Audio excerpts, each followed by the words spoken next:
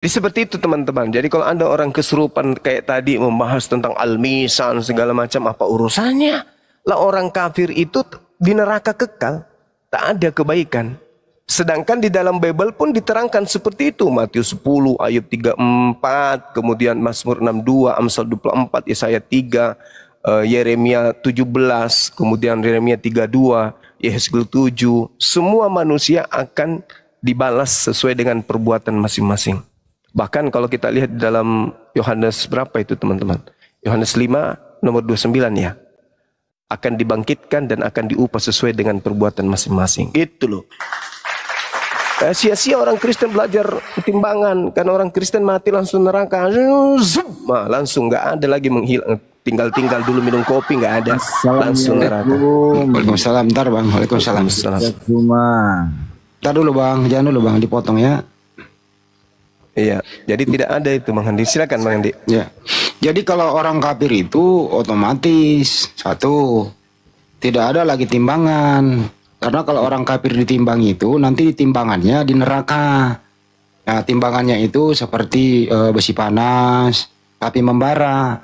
Jadi lolos sudah dari timbangan langsung ke neraka. Nah, di sana mendapatkan pesta kembang api di neraka. Jadi nggak ada lagi timbangan. Udah otomatis sudah metik dia. Udah metik. Ya,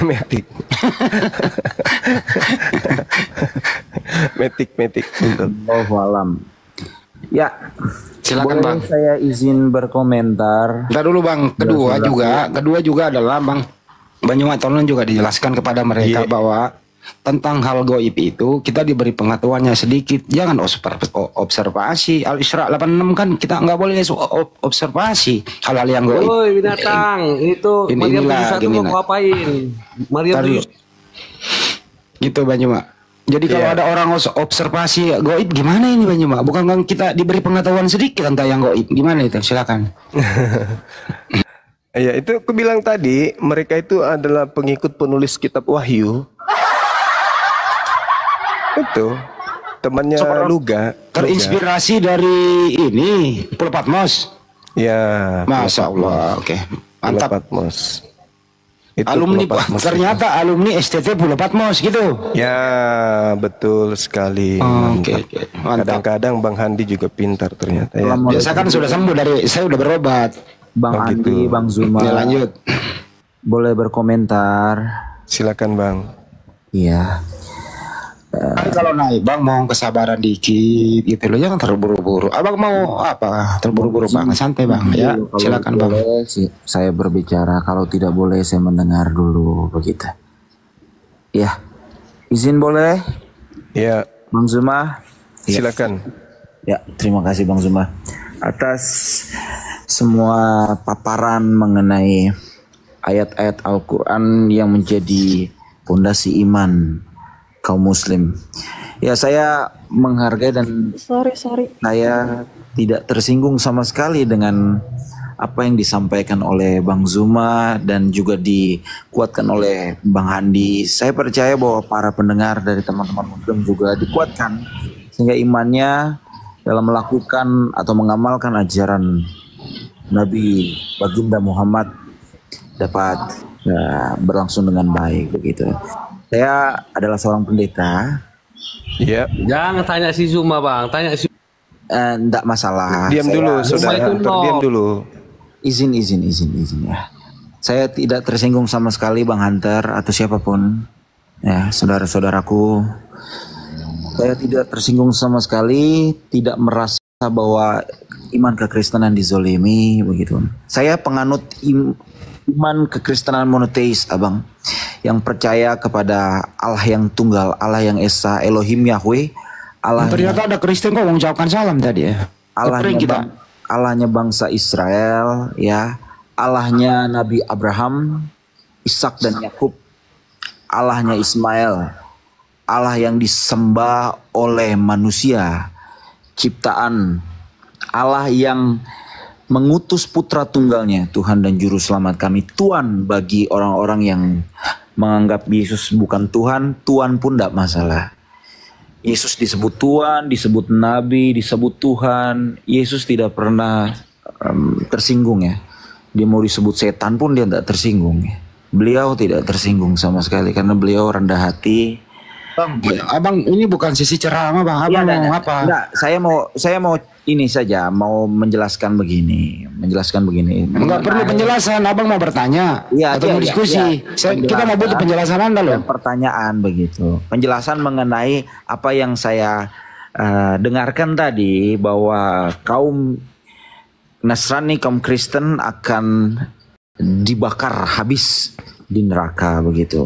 Nah, saya mau mencoba bertanya begini.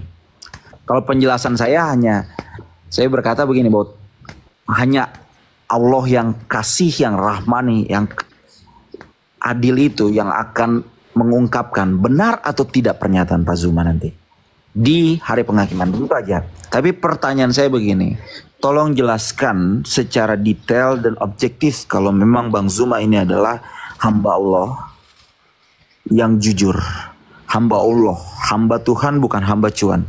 Jelaskan yang benar secara spesifik pemahaman tentang kafir di dalam Al-Quran. Ya, sebutkan berapa diksi kafir, ya, dan penjelasan dari beberapa diksi kafir sesuai dengan konteks yang ada dalam Al-Quran. Sehingga teman-teman tahu bahwa kafir itu bukan hanya diarahkan kepada orang-orang yang tidak mempercayai ajaran Muhammad. Demikian. Bang, sekalian aja suruh Bang Zuma bikin jurnal ini ya hari ini. Ya Allah. Terima kasih. Assalamualaikum. Waalaikumsalam. Jadi orang kafir itu adalah orang di luar Islam. Kristen kafir, apapun sektenya. Itu orang-orang kafir, orang yang menutup diri dari ajaran para nabi. Menutup diri dari ajaran Nabi Musa, menutup diri dari ajaran Nabi Isa, Yesus, dan menutup diri dari ajaran Nabi Muhammad SAW. Jadi orang Kristen itu mau mengaku Yesus only, monetize atau apapun itu kafir. Itu kafir bang, termasuk Anda kafir. Kenapa Anda kafir? Karena Anda menutup diri dari ajaran Yesus. Yesus itu mengajarkan tauhid satu Tuhan, dan yang dituhankan itu adalah Bani Israel. Tuhan yang disembah oleh Bani Israel. Dan Yesus itu mengatakan dirinya hanya diutus kepada domba.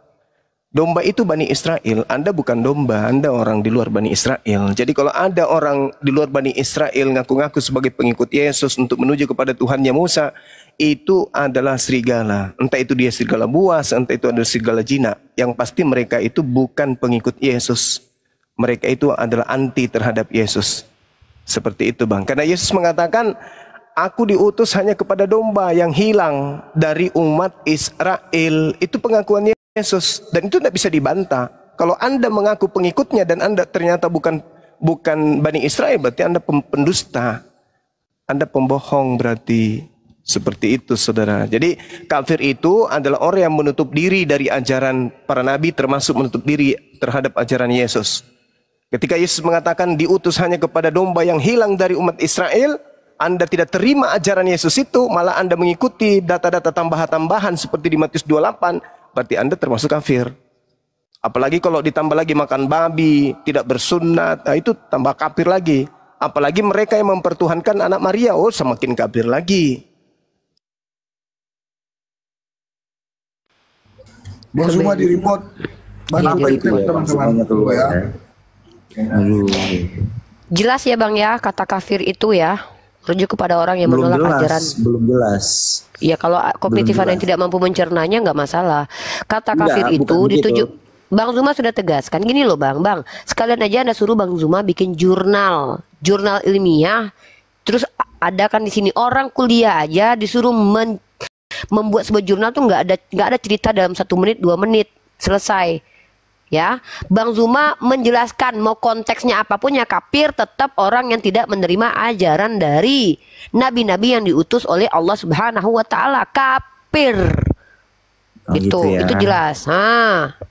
Ya, paham. Berarti saya mendengar kafir, Anda kafir. Iya boleh, silakan aja. Saya tidak tersinggung karena yang bicara memang nggak perlu tersinggung. Emang kafir aja. Iya, maksud saya gini, kalau yang saya dengar dari ustadz tertentu ya, saya tidak perlu sebut namanya. Dia sangat harus.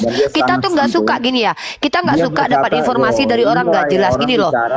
Enggak. Ini tempat kita belajar loh, bukan tempat penyesatan loh. Bukan Iya gitu. Ini Enggak. tempat orang belajar, bukan tempat menyesatkan. Anda sebut nama ustadz tapi nggak mau sebutkan namanya. Anda penipu nanti ujung-ujungnya. Kenapa? Belum Gini. tentu ada nama ustadz tersebut. Sebutkan Iya. nama ustadznya biar kita tahu apakah ustadz itu betul-betul ustadz atau jangan ustadznya orang Kristen. Oke. Gitu loh. Ya, baik. Anda tahu eh, salah satu ustadz yang anaknya adalah presenter ternama? Aduh, sebutkan saja namanya. Ngapain pakai di sini kayak main kuis aja? Di sini sebutkan nama ustadznya. Ustadz Quraisy Shihab. Dia menulis buku, di buku yang tertulis ini halaman kesekian menyatakan. Nggak usah bang, ajarkan Dalam kami salah bagaimana satu metodologi ceramahnya, belajar. Ustadz Quraisy Shihab menyatakan bahwa paham tentang kafir itu bukan hanya berbicara mengenai orang-orang yang tidak beragama Islam.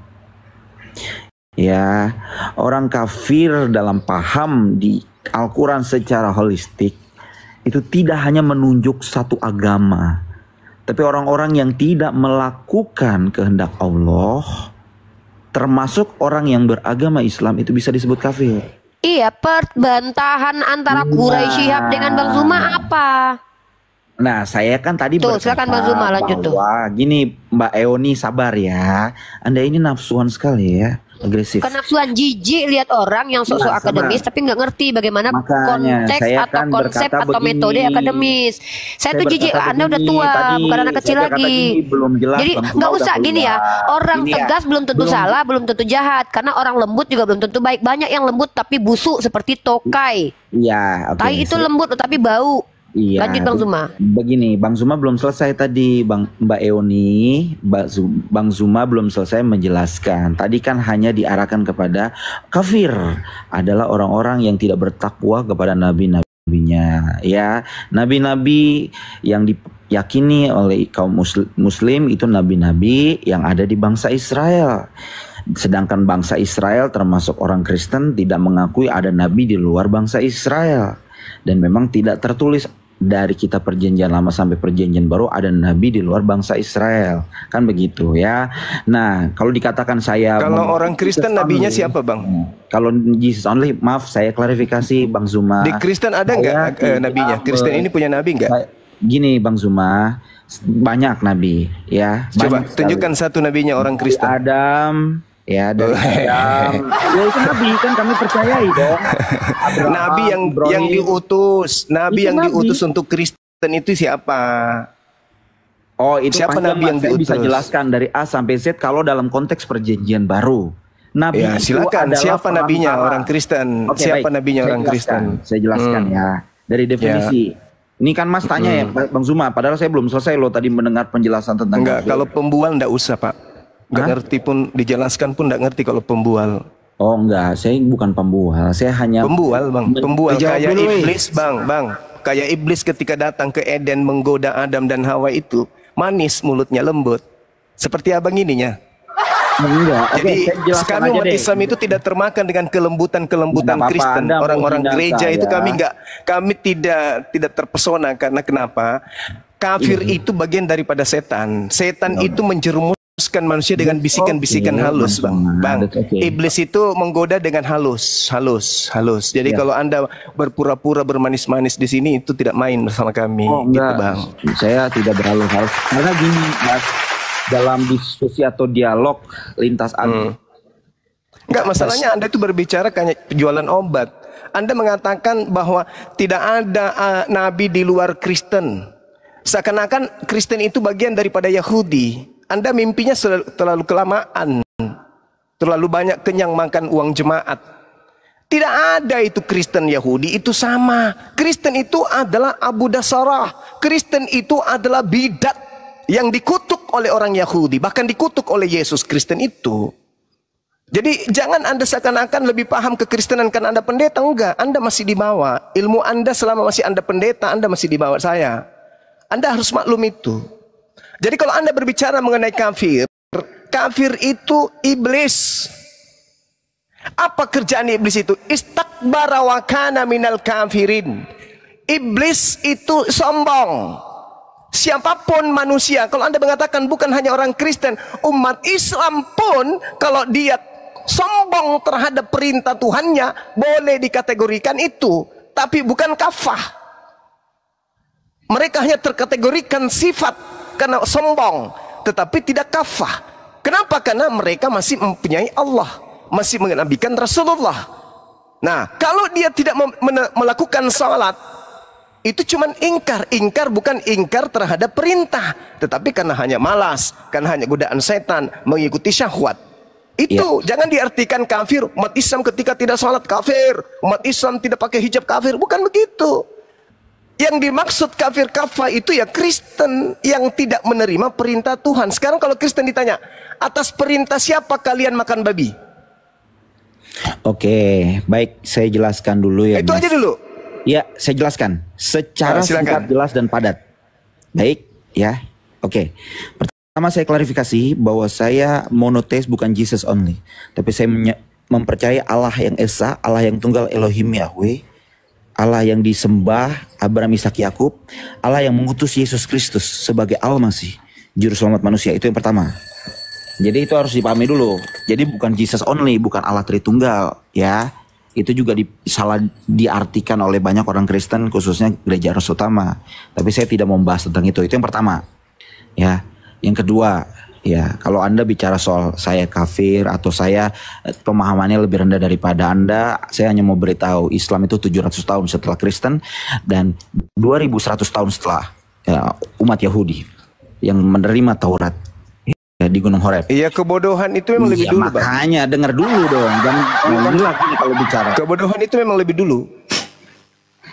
Pintar itu nanti ada muncul setelah bodoh, proses baru pintar. Ya, jadi jangan bangga karena lebih dulu. Yang lebih dulu itu bodoh.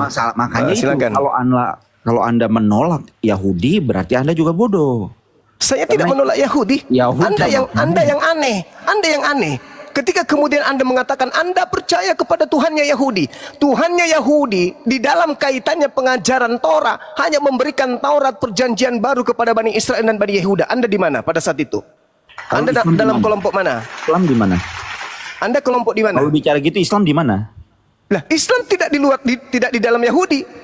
Emang Kristen yang ngaku-ngaku bagian dari Nabi di luar Yahudi. Kalau Anda bicara soal buktinya Nabi Muhammad. Buktinya Nabi Muhammad. Kejadian 21 nomor 23. Aku juga akan membuat perjanjian dengan anakmu itu, sebab dia juga anakmu. Aku akan membuat mereka menjadi raja dari bangsa-bangsa. Tuh. Itu bicara soal Ismail, bukan ya, betul. Muhammad. Nabi Muhammad itu keturunan Nabi Ismail. Nanti dulu itu bicara silsilah panjang, bro. Bisa ya, makanya saya katakan Islam itu dengar. Di dalam Kejadian 17 nomor 7, aku akan menjadi Tuhanmu, Tuhannya Ismail, Tuhannya Ishak secara turun-temurun. Ada nggak dia mengatakan bahwa aku akan menjadi Tuhannya Romawi, Tuhannya Katolik?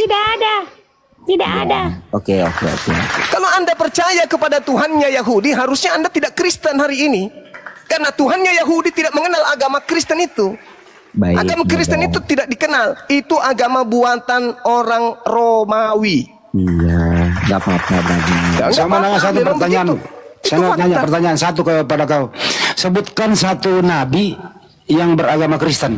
Itu aja pertanyaan. Kalau lu nggak jawab turun.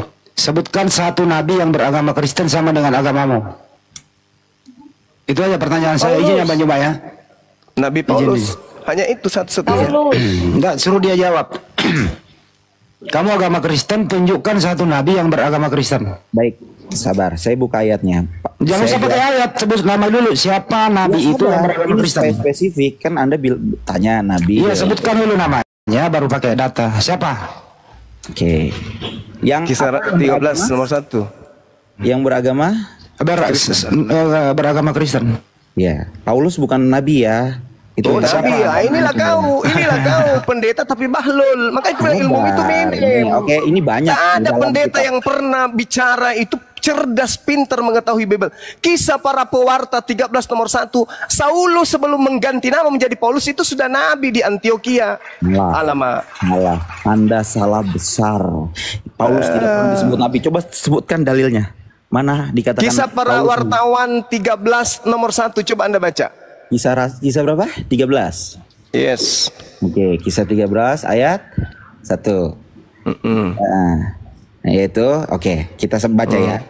Kita baca. Pada waktu itu dalam jemaat di Antioquia, jemaat Kristen. ada beberapa nabi dan pengajar, yaitu Barnabas dan Simeon yang disebut Niger, dan Lukius orang Kirene, dan Manehem yang diasuh bersama dengan raja wilayah Herodes, dan Saulus. Saulus itu bukan golongan nabi.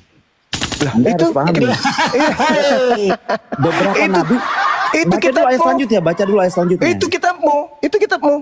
Ya. Jangan ku ngarang-ngarang lagi. Pada waktu itu dalam jemaat Antioquia ada beberapa nabi dan pengajar, termasuk Saulus. Kalau dia bukan nabi menurut asistennya, lalu mengapa dia mengatakan aku dipilih dari sejak dalam rahim ibuku? Dipilih jadi apa?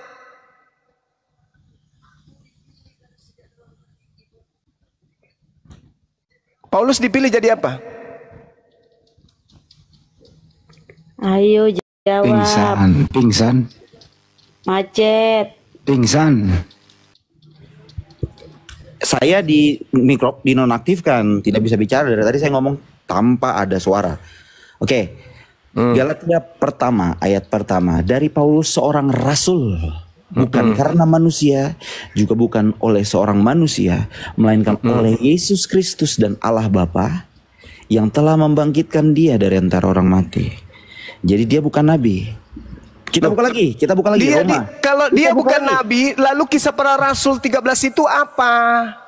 Saudara, ini kan pengakuan dari Rasul Paulus sendiri. Terus kisah para rasul ini keliru. Kisah rasul, Anda tahu siapa yang nulis kisah rasul?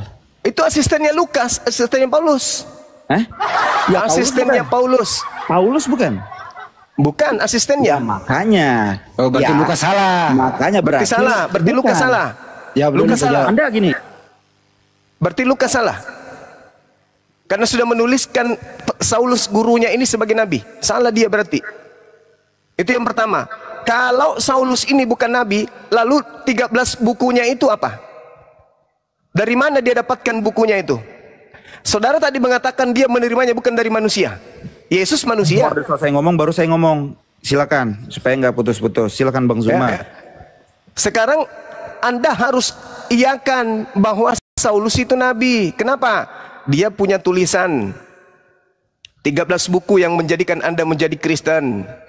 Kalau dia bukan nabi, lalu dari mana dia mendapatkan tulisan-tulisan ini? Katanya wahyu, berarti dia nabi. Seorang nabi itu adalah orang yang mendapatkan wahyu. Ulangan berapa itu? Ulangan 12 nomor 6. Jika di tengahmu ada seorang nabi, maka aku Tuhan akan menyatakan diri kepadanya dalam mimpi, dalam penglihatan. Itu di kitabnya orang Yahudi. Di dalam ulangan apa bilangan? Bilangan ya kawan-kawan. Sudah? Bilangan 12, sabar dulu. Bilangan 12 ya. Di situ dikatakan sangat jelas bahwasanya jika di tengahmu ada seorang nabi, maka aku Tuhan akan menyatakan diriku kepadanya dan berbicara kepadanya. Bilangan 12. Nah, kalau kemudian Anda mengatakan apa yang dituliskan Paulus ini adalah firman Tuhan, berarti Paulus nabi. Saulus dikatakan di Kisah Para Rasul 13 nomor 1, Saulus nabi. Paulus sendiri mengatakan dalam Galatia 1 nomor 15, aku dipilih dari sejak dalam kandungan ibuku. Dan Anda harus tahu, kalau rasul berarti nabi. Nabi belum tentu rasul, tapi rasul sudah pasti nabi. Paulus mengaku rasul, berarti dia nabi. Apa bukti kenabian daripada Paulus? Adanya kitab-kitabnya. Kalau dia nabi palsu, maka kitabnya palsu. Kalau dia nabi palsu, maka buku-bukunya itu adalah catatan-catatan nabi palsu. Dan memang Paulus menubuatkan dia sebagai nabi palsu. Tuh. Oke, sudah? Oke, sudah. Boleh gantian, tapi jangan dipotong teman-teman. Supaya diskusinya enak gitu ya. Saya menghormati kok, apapun interpretasi. Ya, silakan Anda menyalahkan Lukas. Karena telah mengatakan bahwa Saulus itu nabi. Oke, baik ya. Gini. Lu jawab dulu itu tulisan Lukas itu benar atau salah? Ya, ini saya mau jawab Bang Andi, ini seorang ini penjagal ya. Sabar ya Bang. Iya, saya penjagal. Kalau orang yang muter-muter. Pertanyaan Bang Juma. Tulisan Lukas itu dengerin. Tulisan Lukas itu mengatakan Saulus itu nabi, benar atau salah? Jawab dulu. Oke, baik. Saya jelaskan. Jangan jelaskan, jawab. Benar atau salah? Nah ini, elah. Anda ini terlalu diktator. Sabar. Ya, baik.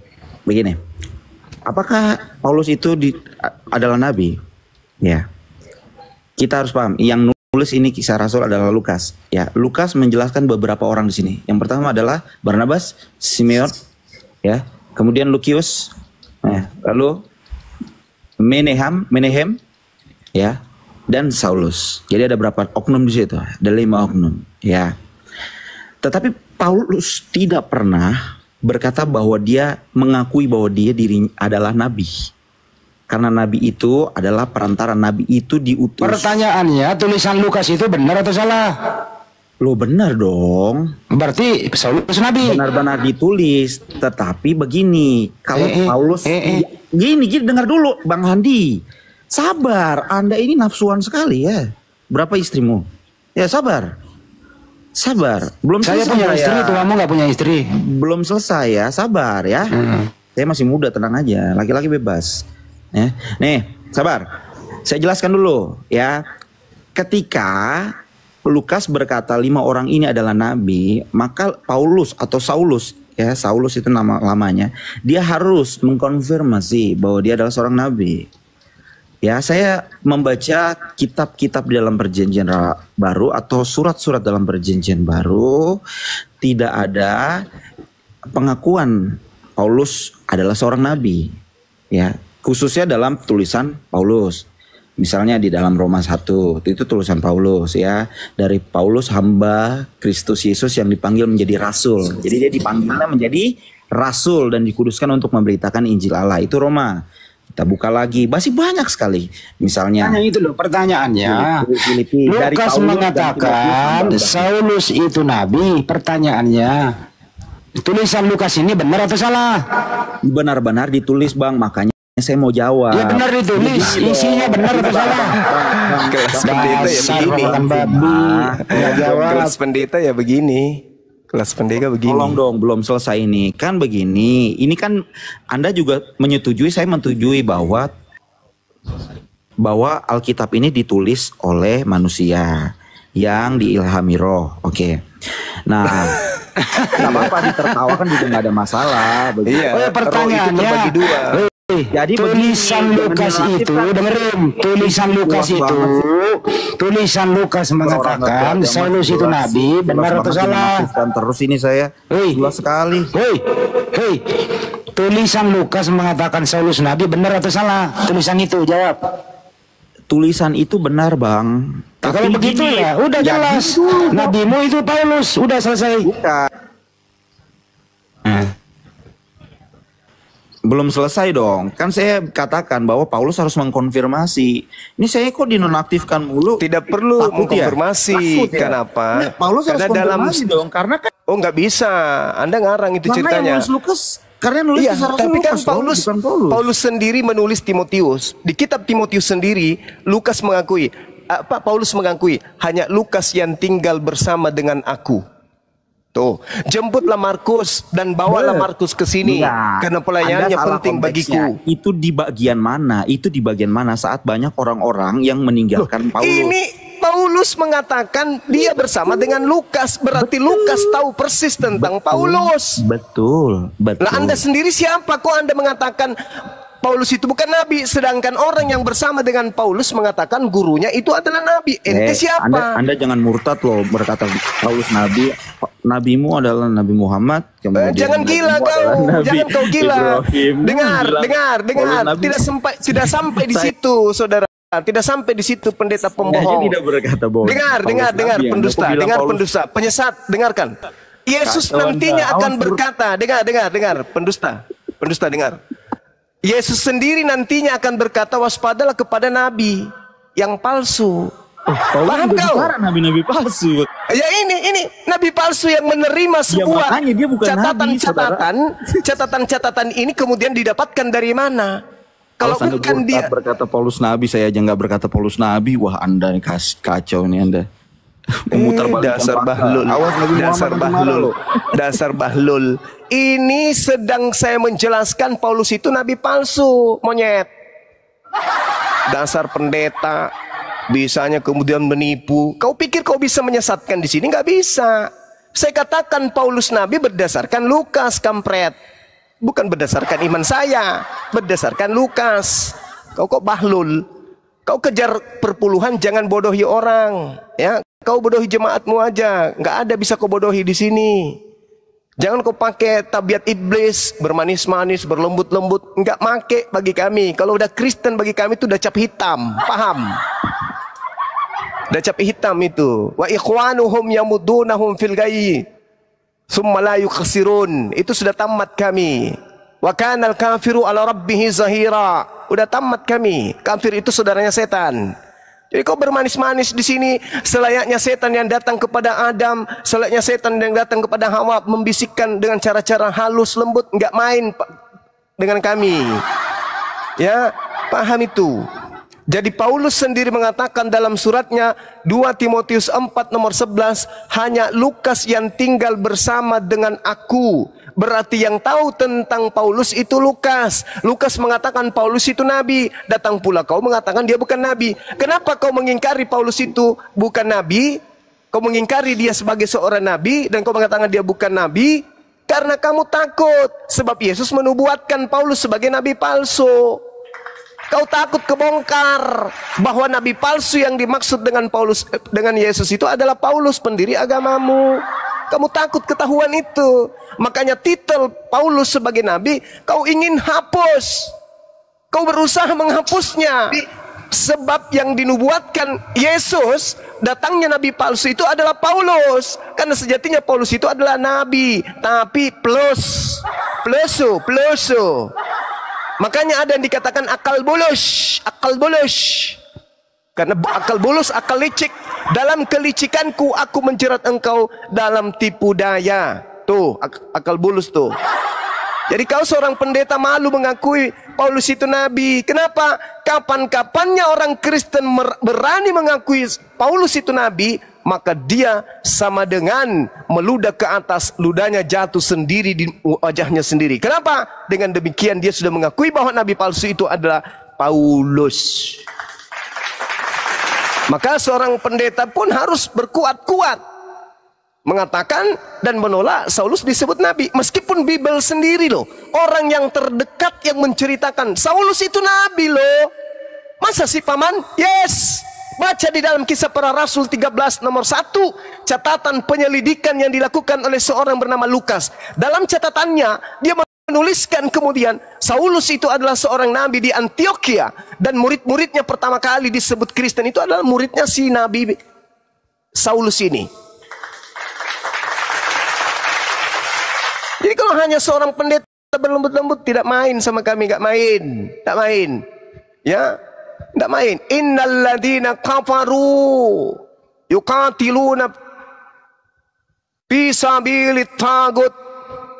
Pendeta-pendeta itu diceritakan tuh seperti itu adanya. Mereka akan berjuang mati-matian untuk menutupi kemudian siapa Saulus ini. Bukan nabi, bukan nabi. Lalu tulisannya dari mana? Wahyu, ya nabi dong. Oh, bukan wahyu. Lalu apa? Ilham, ya nabi dong.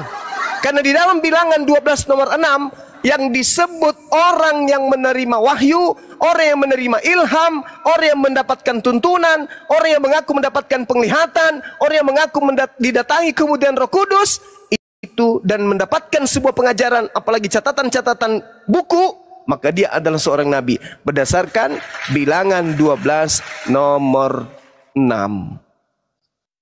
Maka Saulus sama dengan nabi berdasarkan Bilangan 12 nomor 6, berdasarkan kemudian 2 Timotius 4:11, dia dekat dengan Lukas, dan Lukas menyatakan di dalam kisah yang dia ceritakan kemudian di bab 13 nomor 1.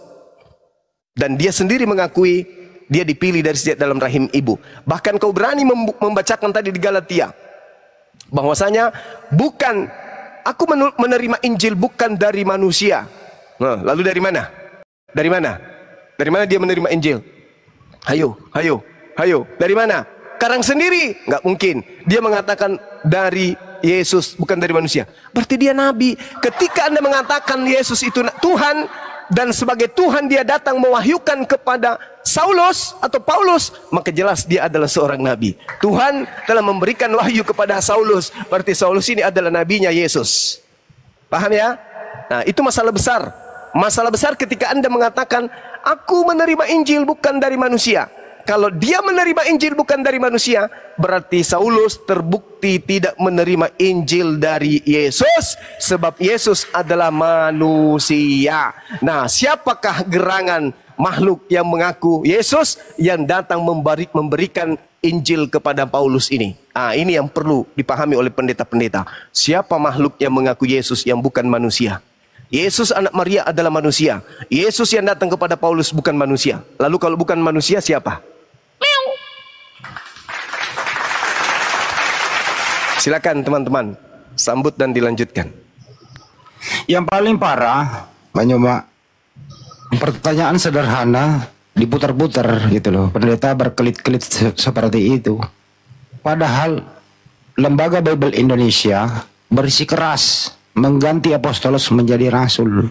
Jadi mereka sebenarnya ini buta warna, buta arti, atau memang sengaja berbohong dan tidak bisa mempertanggungjawabkan kebohongannya.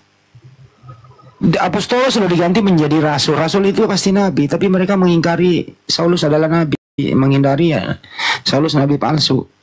Ini orang kayak apa sih semua ini? Apa yang ingin dicapai, bro? Kenapa bisa demikian ya? Apostolos diganti menjadi rasul. Rasul itu pasti nabi. Jadi mereka mempergunakan istilah-istilah itu, membuat istilah sendiri gitu. Minjem, menipu. Minjem, tepu. Tepu tiap hari kerjaannya. Enggak mau menyederhanakan sesuatu. Jadi memang ini lidahnya bercabang.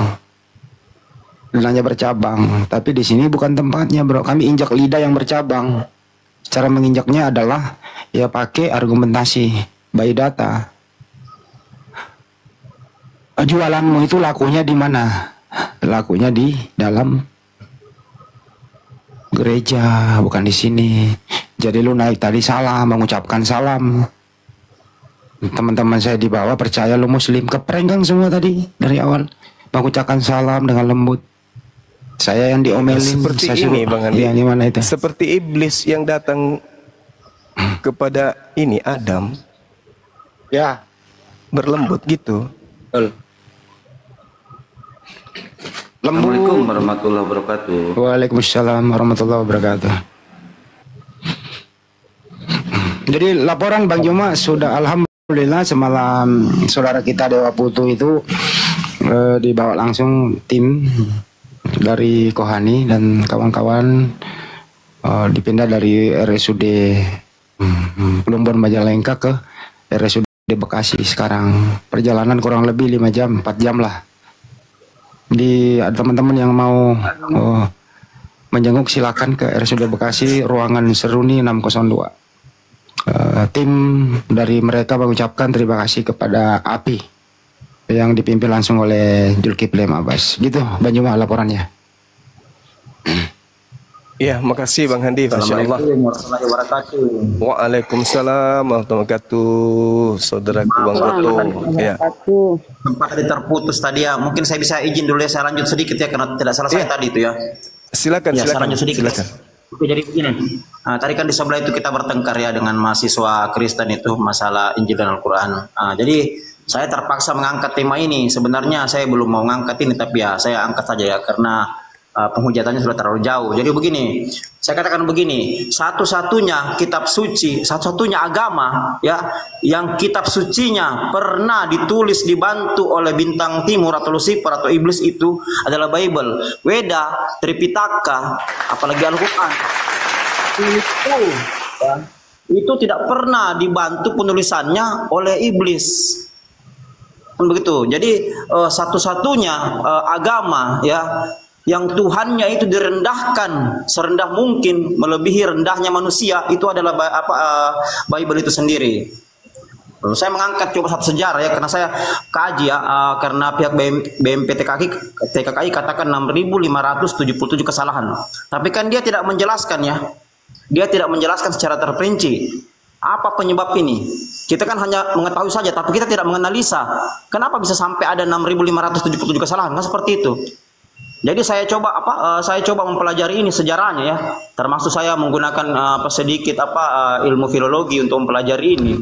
Nah, ternyata ya ada ayat-ayat dalam Bible ya yang memang turunan dari kodeks Gigas tuh.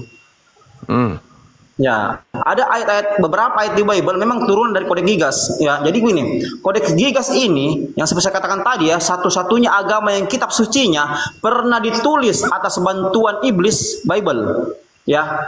Saya membaca sejarah dari John Wycliffe ya, dari penulis kitab Gigas ini Herman Inclusus ya. Herman Inclusus ini seorang biarawan ya.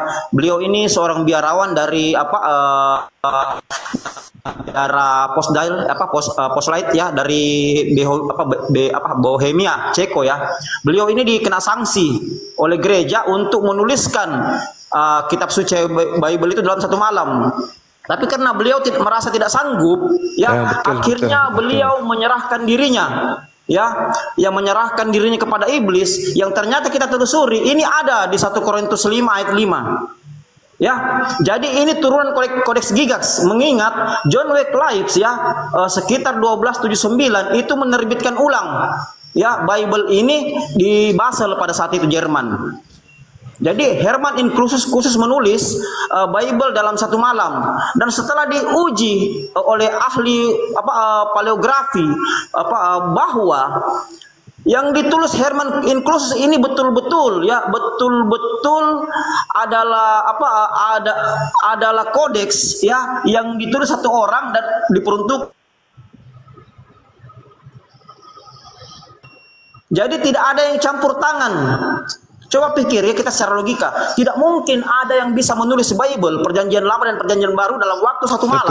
Ya, dengan 31.101 ayat. Ya, satu malam. Ini kita kenal dengan kodeks Gigas. Siapa yang bisa menulis ini?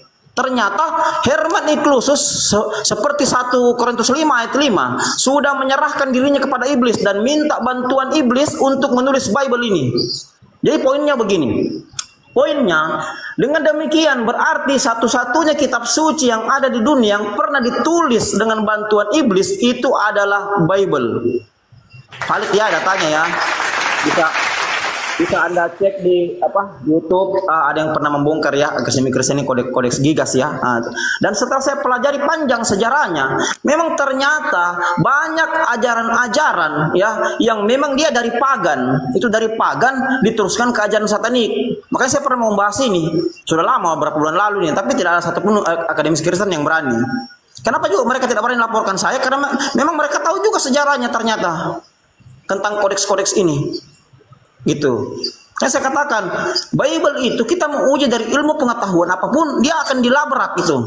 Dia akan saling berlawanan.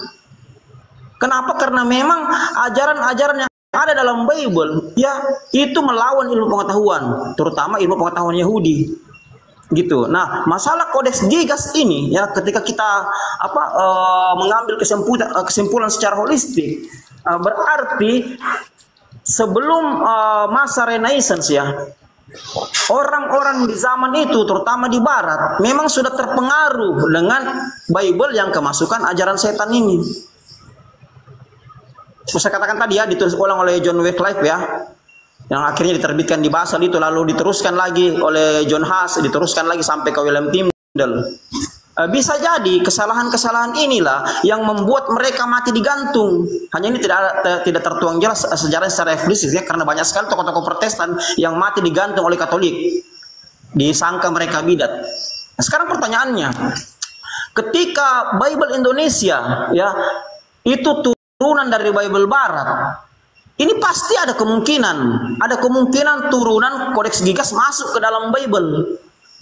Dan ternyata kalau kita lihat terbukti banyak sekali ayat-ayat yang tidak sesuai dengan etika, yang berbau porno. Ini kan semua ajaran satanik nih. Ya. Apalagi ajaran minum darah seperti di Wahyu 16 ayat 6, Yohanes 6 ayat 53 54 ya. Nah, ini yang saya masih kaji sejarahnya ini ya. Karena tidak mungkin ajaran asli Katolik menurut saya yang pagan ya, ini pagan beda dengan ajaran satanik ya. Pagan ini bisa terkontaminasi dengan ajaran-ajaran satanik itu. Pagan saya sudah pelajari ya sejarah pagan itu, bagaimana budaya Helenistik itu yang memang rata-rata itu mendewakan dari manifestasi manusia itu. Ini menurut saya Bible yang dipegang sekarang ini menurut saya ya, menurut saya sudah dimanipulasi dan sudah kemasukan ajaran-ajaran seperti ini. Mengingat Bible yang dipegang sekarang ini beda dengan Bible Otopia, Ortodoks ya, dengan Katolik original itu sendiri. Yang dipegang Protestan ini dari Barat. Sementara kodeks-kodeks seperti ini turunannya nih, ya. Yang terakhir ditulis oleh apa yang kita kenal dengan teori WH itu Brockford Westcott dengan J. Anthony Horst 1881. Nah, kira-kira seperti itu. Jadi ketika teman-teman Kristen mengatakan bahwa Al-Qur'an itu kitab yang sama sekali diwahyukan oleh di luar dari Tuhan, ini saya membantah. Saya marah dan saya membantah keras karena saya tidak mendapati sejarah tentang itu. Makanya saya angkat ini. Supaya kita sama-sama belajar bahwa tidak ada kitab lain di dunia ini yang pernah ditulis atas bantuan iblis kecuali Bible. Itu yang mereka tidak paham. Kan seperti itu. Nah, fakta realitanya sampai sekarang ya, Yahudi itu kita kenal dengan realitanya. Tabang. Yahudi itu kita kenal dengan orang-orang pintar. Kenapa sampai sekarang mereka sangat tidak suka dengan Kristen? Bahkan mereka menganggap gereja itu sebagai tempat penyembahan berhala. Lebih jauh lagi tempat penyembahan setan. Kenapa? Seperti itu karena tampaknya mereka juga tahu dan mereka mengerti sejarah ini. Kan begitu.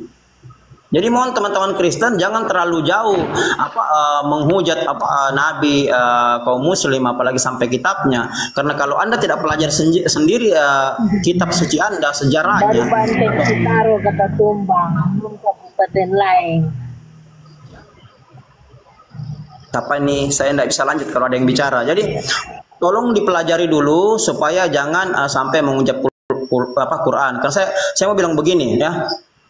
Salah satu ajaran dalam Bible ya, yang laris itu, yang istilahnya yang secara turun temurun dipakai dan selalu disebut itu adalah jangan menghujat Roh Kudus. Ya, jangan sampai ternyata Al-Quran betul-betul adalah wahyu Allah yang memang diwahyukan oleh Roh Kudus.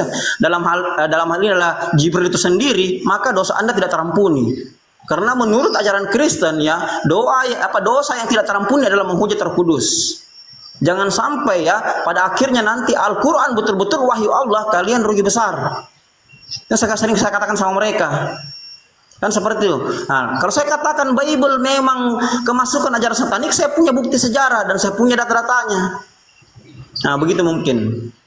Jadi mohon teman-teman Kristen yang dibawa ya, tarik kembali kata-kata Anda kalau Anda ingin menghujat Al-Quran, karena jangan sampai ya, karena Anda tidak ngerti sejarah, Anda menghujat Nabi, Allah dan Al-Quran. Ternyata betul-betul ya Rasulullah itu sudah dinubuatkan di kitab Yahudi, bahkan Al-Quran itu sendiri memang diturunkan oleh Roh Kudus itu Allah melalui Roh Kudus itu sendiri, kalian rugi besar. Karena saya terus terang ya, kalau kita pelajari nubuatan ya, Rasulullah memang sudah dinubuatkan di kitab Yahudi ya. Kita bisa lihat di kejadian seperti dibaca tadi Gurunda Suma ya. Kita juga bisa lihat di kejadian 17:20 dan yang lain-lain ya. Banyak sekali ayat yang mengarah ke situ. Itu. Kira-kira seperti itu. Bahkan kalau ditanya adakah nabi di luar dari bangsa Yahudi, kan saya sudah jelaskan ini ya. Ada nabi di luar dari bangsa Yahudi seperti Kores, Esra dan yang lainnya, Jitro ya. Yang kalau di Islam itu Nabi Suaib ya. Hud, Eber ya, Nabi Hud kalau di Islam, Eber kalau di Kristen. Itu semua di luar dari bangsa Israel. Itu. Jadi begitu mungkin ya. Begitu mungkin sedikit dari saya. Silakan mungkin lanjut Bang Andi atau Guru Ndasuma, silakan. Iya, Masya Allah. Ini cerita ini memang ngeri. Karena ini adalah sesuatu yang melegenda. Sesuatu yang melegenda artinya suatu cerita yang dipercayai oleh pemilik cerita atau prosa rakyat yang dianggap sebagai sesuatu yang benar-benar terjadi, sesuatu yang asli, cerita yang benar-benar asli, bukan dibuat-buat, satu keadaan yang benar-benar pernah terjadi. Artinya bahwa ketika ada cerita tentang seorang biarawati misalnya yang mana menceritakan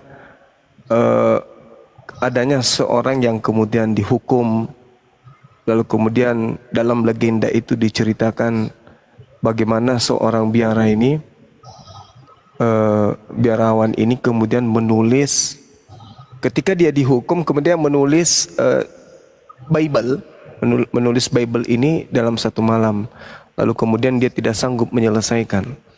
Namun dia punya niatan bahwa sesuatu harus kemudian dituliskan untuk memuliakan posisi sebuah biara atau aturan biara yang dilakukan oleh seorang biarawan. Nah, karena dia tidak sanggup kemudian, maka dia, apa istilah kita bagusnya ya sekarang ini ya, dia bekerja sama dengan setan, atau minta tolong kepada setan, atau bersekutu dengan setan, atau apa cerita bagusnya, bahasa bagusnya itu, sehingga kemudian iblis ini membantu kemudian si biarawan ini untuk menyelesaikan penulisan daripada Bible itu sendiri. Nah, seperti yang diterangkan tentang kodeks Gigas ini juga dulu pada zaman Facebook pernah saya angkat. Dan saya juga biasa mengambil bukan hanya data di situ aja. Saya juga mengambil data yang ada di dalam Kisah Para Rasul 16 nomor 16 sampai nomor 18, di mana bukan hanya hal ini terjadi terhadap biarawan yang menuliskan kodeks Gigas ini, bahkan dalam cerita Kisah Para Rasul tersebut iblis pun ikut kemudian mewartakan Injil, mewartakan Bible.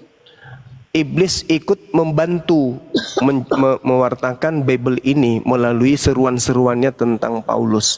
Dan iblis kemudian memproklamirkan kerasulan kenabian Paulus ini kepada halayak banyak.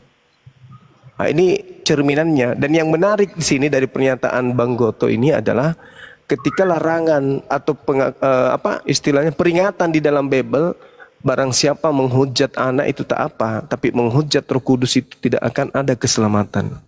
Nah, dan Roh Kudus itu memang kalau kita cari benang merahnya, Roh Kudus yang dimaksud itu tak ada di Kristen.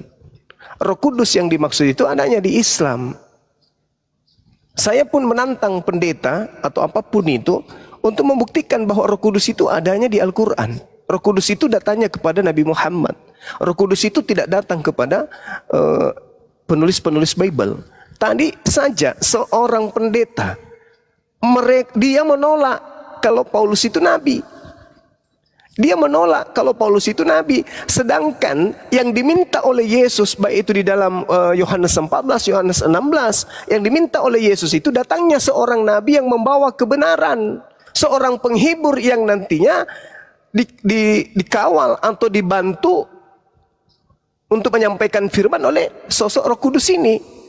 Itu di dalam Bible tertulis seperti itu. Sedangkan kalau Roh Kudus yang datang membimbing seseorang untuk memberitakan suatu kebenaran, maka orang itu adalah seorang nabi. Bilangan 11 nomor 25, Bilangan 11 kemudian nomor 25, terus Nehemia 9 nomor 30. Itu jelas. Yang dimaksud dengan roh kebenaran adalah seorang nabi.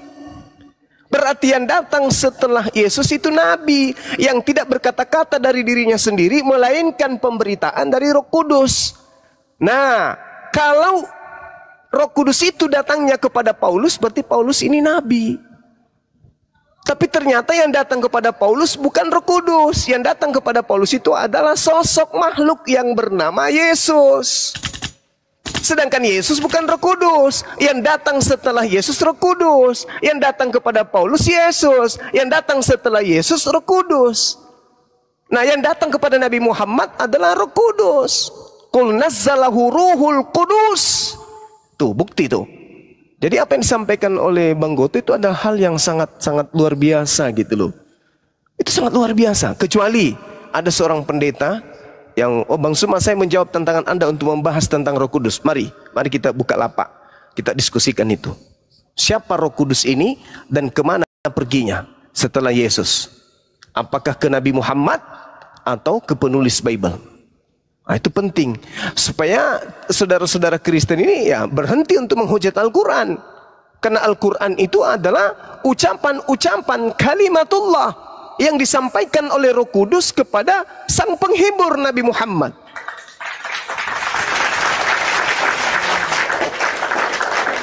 Nah, terkecuali saudara Kristen atau seorang yang terdidik di Kristen mampu membuktikan bahwa Lukas, Markus, Matius, Yohanes dan juga kemudian surat-surat Paulus ini termasuk surat Ibrani itu dituliskan berdasarkan bimbingan Roh Kudus. Kalau yes, mari kita buktikan.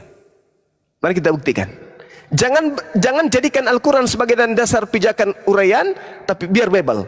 Bible silakan hantam Al-Quran. Bible silakan hantam kenabian Rasulullah. Dan saya hanya akan menggunakan 2-3 ayat dari Al-Quran untuk membuktikan bahwa Roh Kudus itu ada di dalam Al-Quran. Dan saya juga akan membuktikan bahwa Roh Kudus itu adalah yang datang kepada Nabi Muhammad dan yang menyampaikan wahyu kepada Nabi Muhammad itu adanya di Bible. Bible menjelaskan bahwa Roh Kudusnya itu bekerja pada diri Nabi Muhammad, bukan bekerja kepada Lukas, Markus, Matius, Yohanes, penulis Paulus, apalagi orang-orang Kristen, apalagi pendeta pastor. Itu tidak ada Roh Kudus pada mereka. Yang ada pada mereka adalah roh yang mengaku bintang timur. Yang datang kepada Paulus yang hanya berupa suara dan cahaya. Yang datang kepada Ananias yang hanya berupa suara. Yang datang kepada penulis di Pulau Patmos yang hanya berupa suara. Itulah yang ada pada diri orang-orang Kristen hari ini. Bukan Roh Kudus.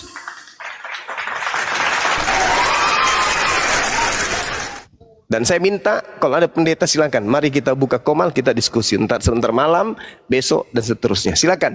Terima kasih Bang Goto, Masya Allah luar biasa mengingatkan saya dengan materi-materi yang sangat luar biasa ini. Ini adalah satu pembedaharaan ilmu yang akan membuat saudara-saudara Kristen kita yang sudah mulai ragu tentang imannya untuk insya Allah menuju kepada hidayah. Demikian. Silakan diambil alih. Lanjut. Teman-teman, silakan. Oke. Mau dilanjut Bang atau gimana?